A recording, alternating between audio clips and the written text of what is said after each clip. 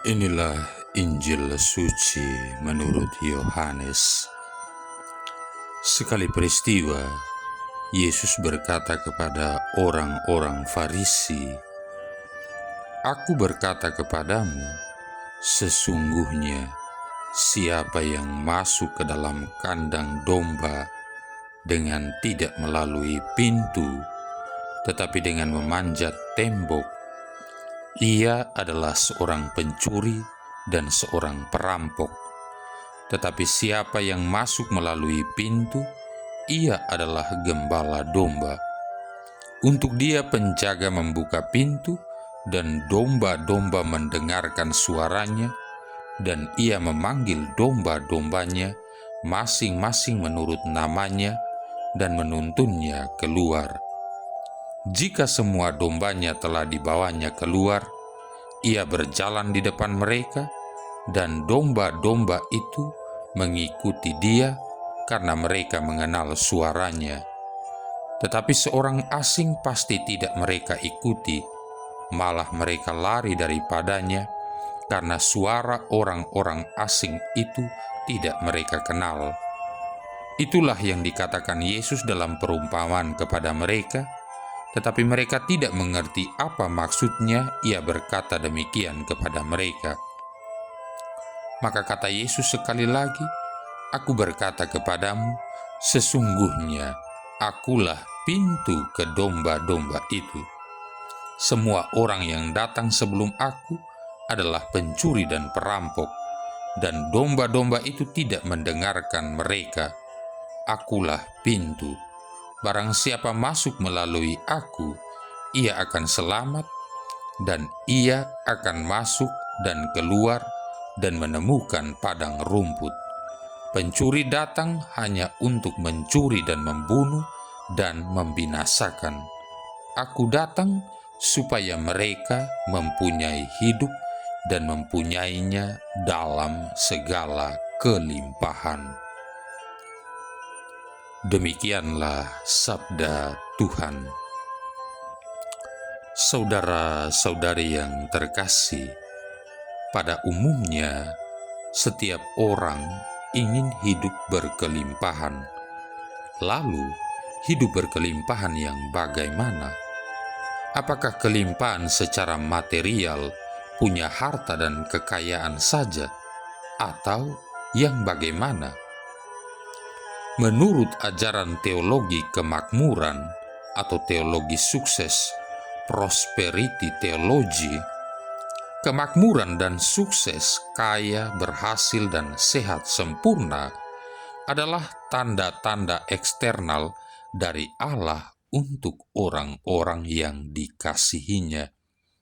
Para penganut teologi ini menggunakan Injil Yohanes bab 10 ayat 10 sebagai acuannya, sehingga menghasilkan orang-orang Kristiani yang memiliki prinsip dan pemikiran yang pragmatis, yakni pergi beribadah ke gereja diukur dari untung dan rugi. Dalam teologi sukses ini, manusia dijadikan sebagai pusat, bukan Tuhan. Tetapi dalam teologi Injil, yang menjadi pusat iman kita hanyalah Allah, hanya Kristus saja. Karena itu, pertanyaan akan muncul, apakah benar bahwa setiap orang Kristiani pasti hidup sukses dan tidak pernah gagal atau tidak sakit? Jika Tuhan di dalam Injil Yohanes bab 10 ayat 10 benar menjamin kelimpahan materi saja, mengapa banyak tokoh kitab suci justru hidupnya miskin dan berkekurangan? Sebut saja Ayub, Elia, Elisa yang hidup berkekurangan, Paulus yang pernah kelaparan, dan Yesus sendiri yang tidak mempunyai tempat untuk meletakkan kepalanya. Apakah mereka ini kurang beriman? Ataukah mereka hidup berdosa sehingga dihukum Tuhan? Tentu saja jawabannya tidak. Justru mereka disebut sebagai orang beriman. Ataukah interpretasi dan tafsiran para pencetus dan pengajar teologi sukses yang salah tentang arti hidup berkelimpahan? Karena itu marilah kita belajar memahami arti hidup berkelimpahan menurut Yesus Kristus sendiri. Untuk mengerti apa yang dimaksudkan Yesus, kita harus melihat konteks Yohanes bab 10 secara komprehensif, secara utuh dan menyeluruh. Lalu, bagaimana cara memperoleh kelimpahan hidup menurut Injil hari ini? Yang pertama, menerima Yesus Kristus sebagai Tuhan dan Juru Selamat adalah syarat hidup berkelimpahan. Saudara-saudari yang terkasih, Yesus datang untuk memberi hidup yang luar biasa kepada kita. Yesus sendiri berkata, "Akulah hidup." Yohanes bab 14 ayat 6. Lantas, apakah kita mempunyai sumber hidup yang baru ini di dalam diri kita masing-masing? Dalam Kolose bab 3 ayat 4, Santo Paulus berkata, Kristus adalah hidup kita. Ini berarti membuang kehidupan kita yang lama adalah hal yang paling sulit dilakukan, kecuali jika Kristus sendiri yang masuk ke dalam diri kita sebagai sumber kehidupan, kekuatan, dan juru selamat kita. Lalu, apa buktinya Yesus itu juru selamat yang memberikan kita keselamatan yang eksklusif? Dalam Injil Yohanes bab 10 ayat 9, Yesus menyatakan dirinya sebagai sumber keselamatan bagi setiap orang yang datang dan percaya kepadanya. Katanya, "Akulah pintu. Barang siapa masuk melalui aku, ia akan selamat." Istilah akulah dalam bahasa Yunani ego eimi atau bahasa Ibrani anihud. Arti harafiahnya aku ada atau akulah dia. Ucapan ini mempunyai pengertian ilahi karena ungkapan tersebut digunakan di dalam Perjanjian Lama sebagai penggambaran diri Allah ketika Dia menyatakan dirinya kepada Musa. Di dalam Perjanjian Baru, Yesus menggunakan istilah serupa untuk menyatakan bahwa dirinya adalah Tuhan. Memang Yesus Kristus adalah Tuhan, maka Dia mampu menyelamatkan kita dari kebinasaan. Dan istilah pintu dalam Injil Yohanes hari ini adalah bentuk tunggal. Artinya, pintu menuju keselamatan tidak banyak, hanya satu, yaitu hanya melalui Kristus. Siapa yang mau diselamatkan harus lewat pintu tersebut.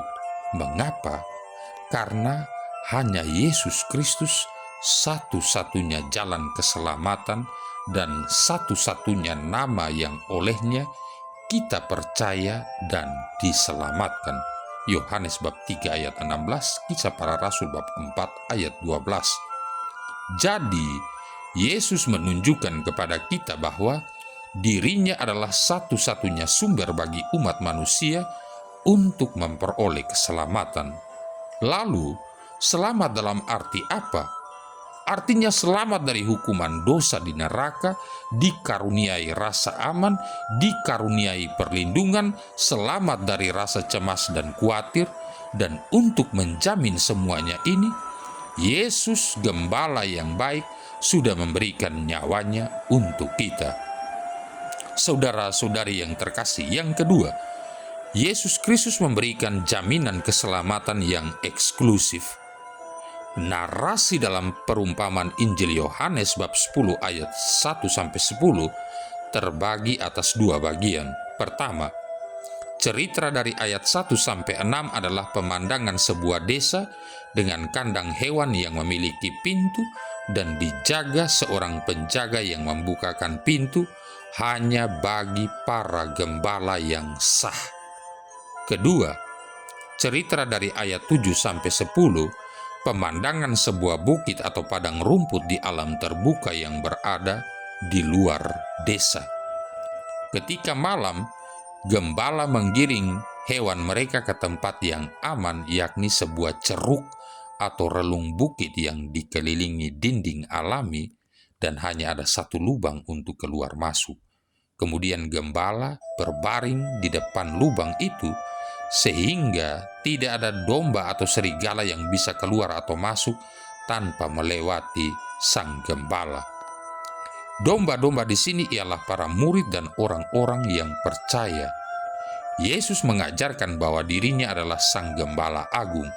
Karena itu, jika pencuri dan hewan buas hendak mencuri dan membinasakan para domba, maka mereka harus menghadapi Yesus terlebih dahulu yang akan berkorban, membela, dan melindungi umatnya.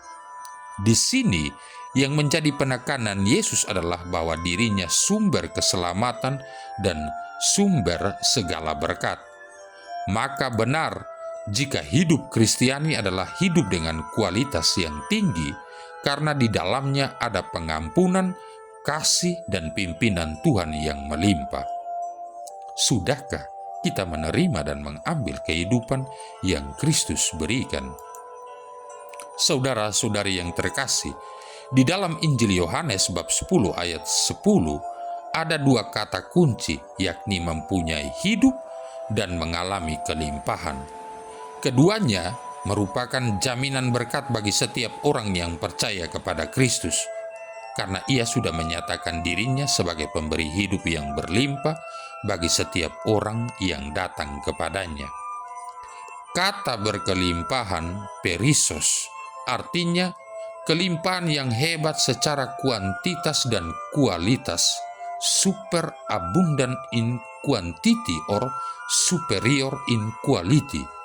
Kelimpahan yang sangat tinggi dan melampaui ukuran, very highly beyond measure. Hidup yang Yesus berikan adalah kelimpahan secara eksternal dan internal yang lebih bersifat rohani, yang sudah dan sedang dinikmati sekarang dan juga akan dinikmati dalam kekekalan di surga nanti. Apa buktinya? Di ayat 7 dan 9 Yesus berkata, "Akulah pintu." Bahasa Yunaninya hetura ton probaton. Kalimat ini memakai kata sandang he, itu, yakni artikel di depan kata pintu yang memberikan makna gagasan yang eksklusif. Artinya Yesus tidak berkata, "Aku sebuah pintu," yang berimplikasi adanya pintu-pintu yang lain. Tetapi Yesus berkata dengan tegas dan lugas, "Akulah pintu itu." Dengan demikian Yesus mengklaim bahwa dirinya satu-satunya pintu keselamatan itu. Dengan kata lain, jaminan keselamatan bagi manusia hanya ada di dalam Yesus Kristus. Keselamatan yang ditawarkan Yesus Kristus adalah keselamatan yang pasti dan eksklusif. Yohanes bab 3 ayat 16, bab 14 ayat 6, Kisah Para Rasul bab 4 ayat 12, bab 16 ayat 31, Roma bab 1 ayat 16, bab 5 ayat 8 sampai dengan 10. John Scott pernah berkata, "Mengapa aku seorang Kristiani?" Dia memberikan beberapa alasan. Pertama, karena Kristus yang lebih dahulu mengasihi, mencari, dan menarik dirinya. Kedua, Kristen itu tidak hanya baik, tetapi juga benar.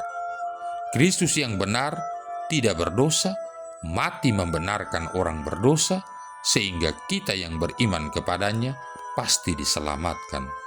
Ketiga, karena keselamatan adalah hadiah yang bebas dan mutlak yang tidak layak kita terima, bagaimana caranya menerima keselamatan itu?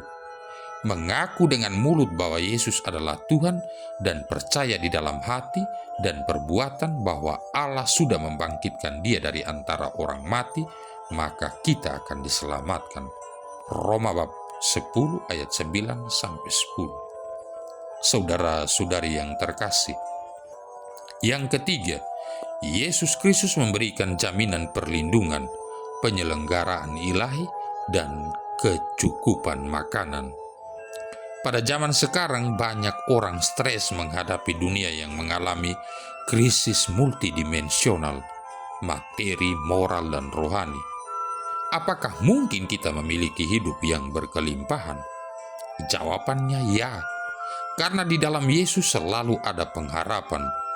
Di dalam Injil Yohanes bab 10 ayat 10, Yesus menyatakan dirinya sebagai pemberi hidup berkelimpahan bagi setiap orang yang percaya.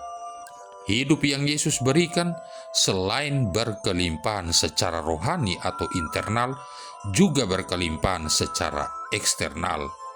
Yesus dilukiskan sebagai pintu. Hanya melalui pintu atau Yesus, kawanan domba dibawa masuk ke dalam keselamatan. Di dalam Yesus Kristus terdapat perlindungan dari bahaya dan kuasa kegelapan yang akan mencuri, membunuh, dan membinasakan. Jadi, ada jaminan proteksi dan keamanan bagi orang yang percaya akan Yesus Kristus. Selain itu, dalam Yesus ada jaminan berkat pemeliharaan dan kecukupan. Ayat 9 menegaskan bahwa domba akan keluar dan masuk menemukan rumput yang hijau. Kata keluar dan masuk adalah ungkapan perjalanan hidup manusia. Mazmur 121 ayat 8. Istilah menemukan padang rumput melukiskan penyelenggaraan ilahi, pemberian dan penyediaan makanan yang Allah berikan secara berkelimpahan bagi kawanan dombanya. Ini berarti bagi setiap orang Kristiani tersedia pemeliharaan dan kecukupan dari Tuhan. Allah tahu bahwa manusia memiliki banyak kebutuhan. Ada kebutuhan fisik dan non-fisik. Manusia membutuhkan pengampunan, kasih, kekuatan, penghiburan, sukacita, dan damai sejahtera. Tetapi yang terpenting adalah kebutuhan keselamatan, juga kebutuhan sandang, pangan, dan papan. Tuhan telah memberikan jaminan. Jika burung di udara Dia pelihara dan bunga di padang Dia dandani, maka Dia juga pasti memelihara umatnya. Matius bab 6 ayat 25-30. Lihat juga Ibrani bab 11 ayat 6, ayat 13, bab 13 ayat 5-6. Sebab itu, kitab suci mengingatkan kita agar tidak khawatir akan hari esok, akan makanan, minuman, dan pakaian. Matius bab 6 ayat 31, Filipi bab 4 ayat 6-7. Tetaplah rajin bekerja keras mencari nafkah hidup, kemudian percayalah dan serahkan semuanya itu kepada Tuhan dalam doa dan ucapan syukur. Saudara-saudari yang terkasih, akhirnya analisa dan sintesa dari istilah hidup berkelimpahan lebih menekankan makna rohani non-materi. Ini berarti bahwa Tuhan lebih mengutamakan berkat rohani selain berkat materi, antara lain jaminan keselamatan yang melimpah, pengampunan yang melimpah, damai sejahtera dan sukacita yang melimpah, perlindungan dan keamanan yang melimpah, penuh kasih karunia Allah yang melimpah, kelimpahan dalam penyelenggaraan ilahi, dan kecukupan dari Allah. Berkelimpahan berarti dipenuhi atau melebihi kebutuhan. Hal ini lebih menekankan kelimpahan internal, batinia atau rohani, selain dari kelimpahan eksternal material. Cara untuk memperoleh hidup berkelimpahan adalah jika kita percaya dan menerima Yesus Kristus sebagai Tuhan dan Juru Selamat. Marilah berdoa. Allah Bapa Gembala baik umat manusia, janji kedamaian Kau tunjukkan kepada semua orang, maka bukakan kami pintu gerbang kerajaan berkat Yesus, sabda kebenaran-Mu, Tuhan dan pengantara kami, yang bersama dengan Dikau dalam persatuan Roh Kudus hidup dan berkuasa, satu Allah sepanjang segala masa. Tuhan memberkati kita sekalian, Bapa, Putra, dan Roh Kudus.